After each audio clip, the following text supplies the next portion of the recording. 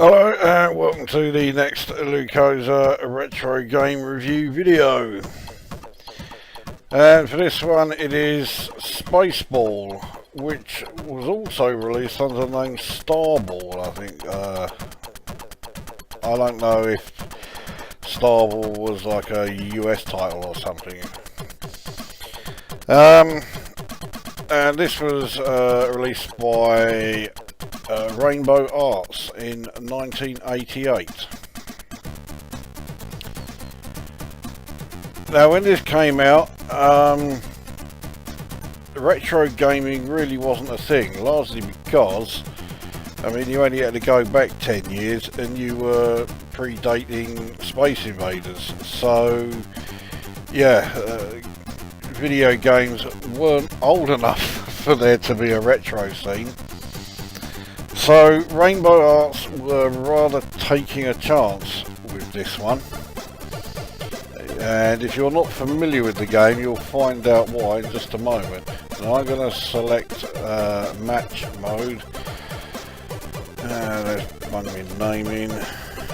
Right, so now I am against 8 CPU players. Right, start the match. So it is me versus CPU. Here we go. And what you see, yes, basically Pong has been given the Arkanoid treatment, complete with power-ups, as well as the old aliens that are in the middle of the screen. Now to get the power-ups, and there are as many negative ones as there are positive, you need to hit the, where it has the, as I've just scored, you see in the red and blue bars above and below me, and then there's the same on the other side. You have to hit those with the ball. If you hit the red, then it's the red player, which in this is the CPU, who gets the power up or the power down in a lot of cases. And if you hit the blue, you get it.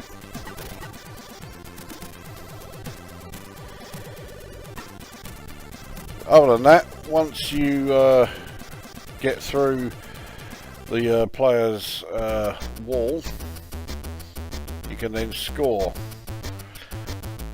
As we know who's going to win all of these. Oh look, right, so in the semi-finals it's me against CPU again. Alright, here we go.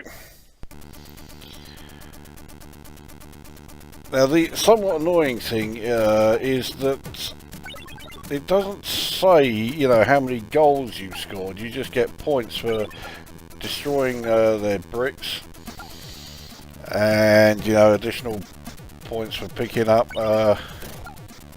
power-ups and whatever. And obviously I think the largest score you get is if you manage to score a goal.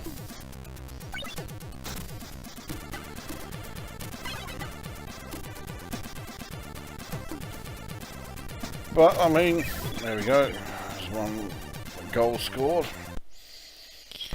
But I mean, well, this is it. It's Pong.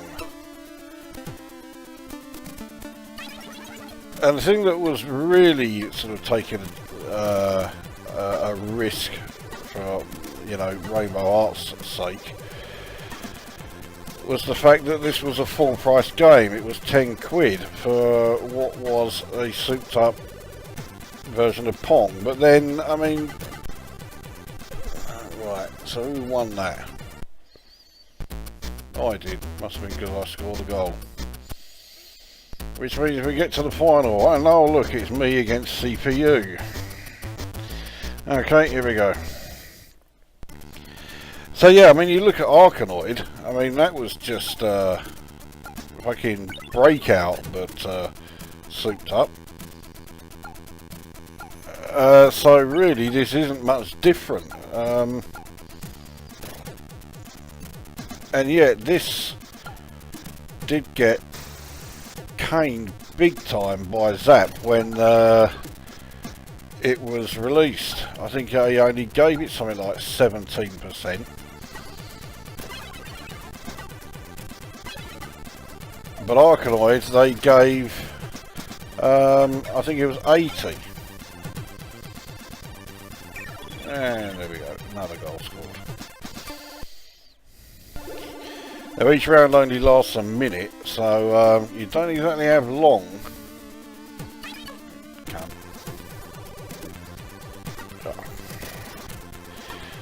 But as you can also see, if you hit the orbs that are on the side there, at the wrong angle, or the right angle, you fucking can't.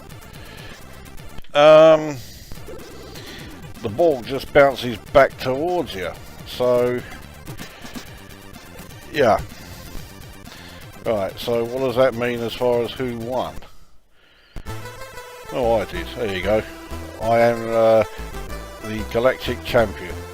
Fucking yeah, love me.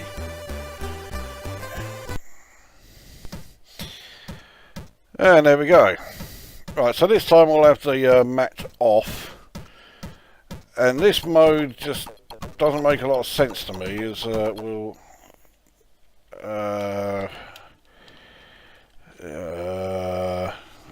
looks like the game has fucking crashed. So yeah, okay, we'll be back in a sec. Right. Well, we'll try that again. No, I don't want match mode on. I want match mode off. But I'll remember to put my fucking name in this time. Alright, so me against CPU. Let's start. Now yeah, with this mode, it just doesn't seem to make a lot of sense. It just goes on and on and on. Even if I lose the particular round. Then again, in like my warm-up goes, the computer-controlled bat didn't score many goals against me. I don't think he did. I don't think he scored any. Fucking yeah, do something like that. It was really going to help. Now, the problem is, well, I say a problem. You can't really sort of aim very well and get your angles sorted out. But I don't remember being able to do that very often in the original Pong in the 70s. So now again, like the match mode, each round only lasts a minute. So okay, so I did lose that one. So game over already. Fucking hell. And the annoying thing is, it seems I have to put my name in every single time. So right, here we go. So in my like warm-up go, I got through to about level 8 and turned the game off because I got bored with it. Now that I'm recording the video, I fucking get beat on in round 1. Oh fucking hell. So anyway, let's get the review underway. Graphically, it's a sort of combination of trying to make it look a bit sort of like Poncy, while also you know, maintaining the original sort of graphic style. It works to a degree. The background image is really not very clear. So it looks like, well, it's clearly a nebula of some kind. I don't know if it's the Crab Nebula or what, but yeah, it's not easy to see what it is. So I'm about to fucking get the old game over screen up again on level 1. Fucking what is going on?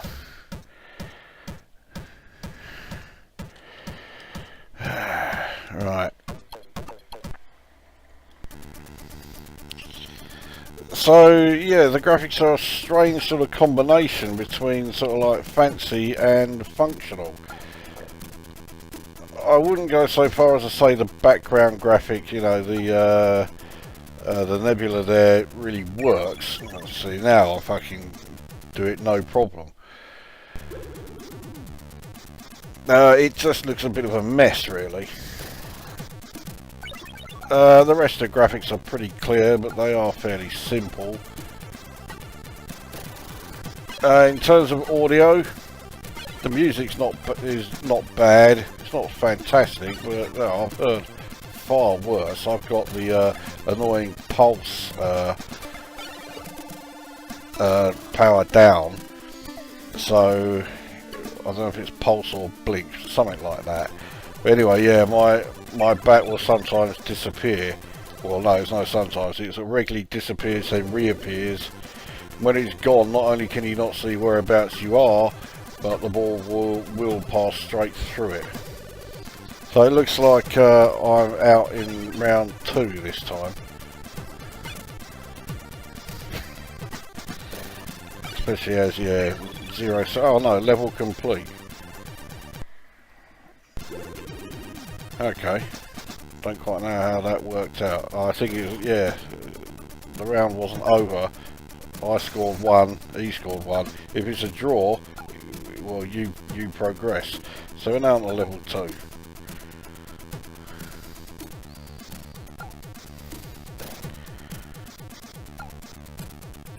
Yeah, so the music's okay, and we do have music and sound effects together, which yeah, I'm quite pleased with. One other thing is that the collision detection, although it can be a bit iffy on those aliens hovering around in the middle, the collision detection as far as the bats is one of the best I've seen of games of this type. There are so many Commodore 64 games. Arkanoid and Revenge of Doe definitely suffer from this, where the ball clearly goes through the bat. But that doesn't happen here. Thing is, as you can also see, sometimes when the ball manages to get behind the bat and you accidentally keep bloody hitting your own bricks there, and I've got the double, this thing's a pain in the arse to use, but yeah, when the ball's hitting the bat like that and you end up knocking out loads of your own bricks. The other thing is, of course, that because of the design of the levels, it is possible to get away with progressing through the game despite not actually doing anything. Fucking hell, I got lucky there. Oh, fuck it, I thought that had done it. Now there's 8 seconds, yeah. And now, of course, the 2 walls get reset, so this is as far as I'm going to get. There's no way I'm going to score a goal in 7 seconds.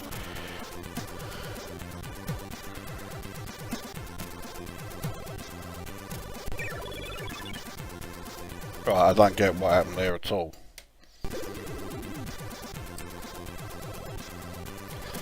But this looks a bit like what was happening when I played it in the in my like warm-up go. So I was getting seemingly nowhere, and it just kept on saying level completed.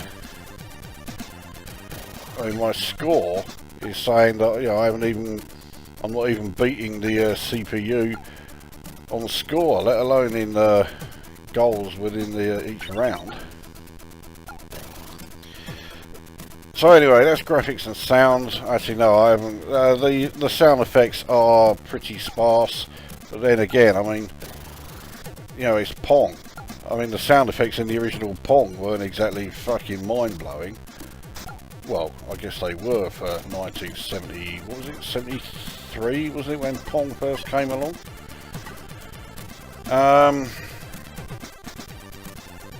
So yeah, and they work. So yeah, they're not bad. Okay, so I fucked that one. No, I don't know how.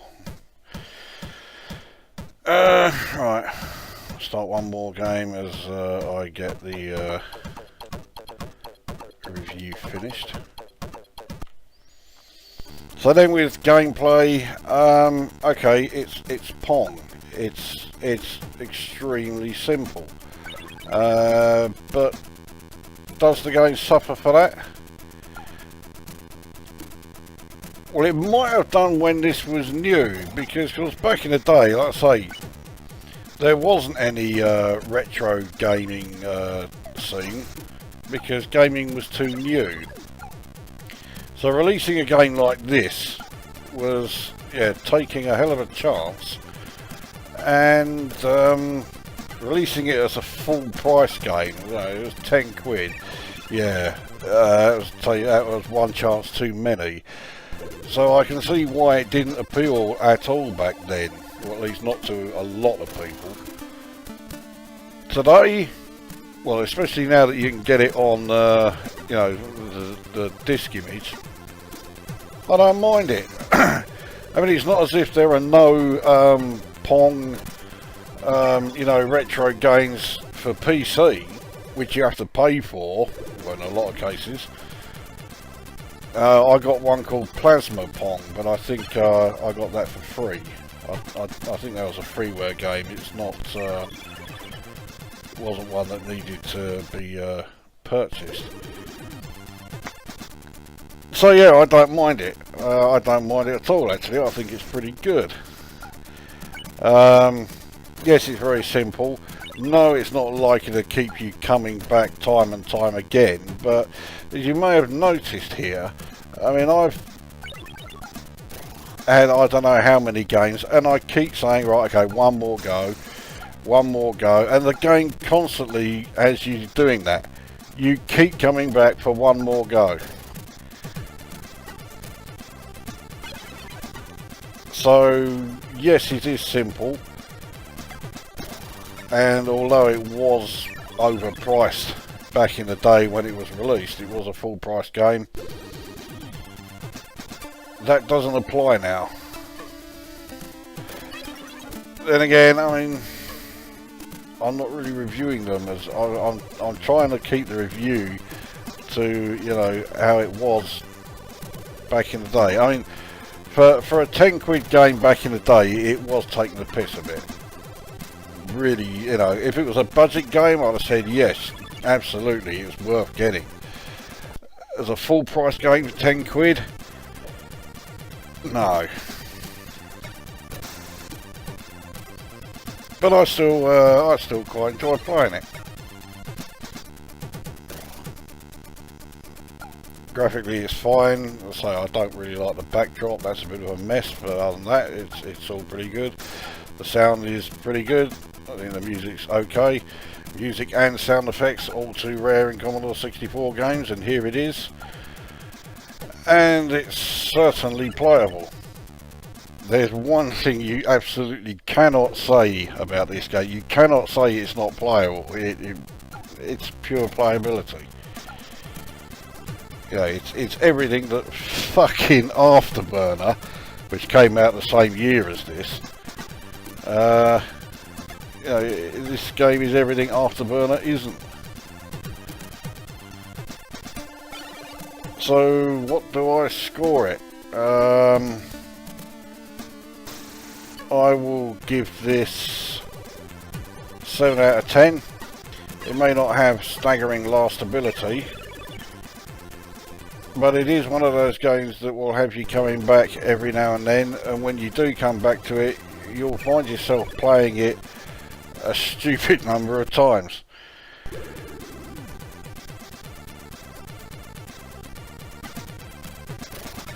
So there you go, that's Spaceball then for Commodore 64, released by Rainbow Arts in 1988. 7 out of 10. Yes, it's staggeringly simple, but it does not suffer from that one iota. it's perfectly playable, a perfectly playable game, and it's quite enjoyable. So yeah, that brings this review to an end, and we'll see you at the next one.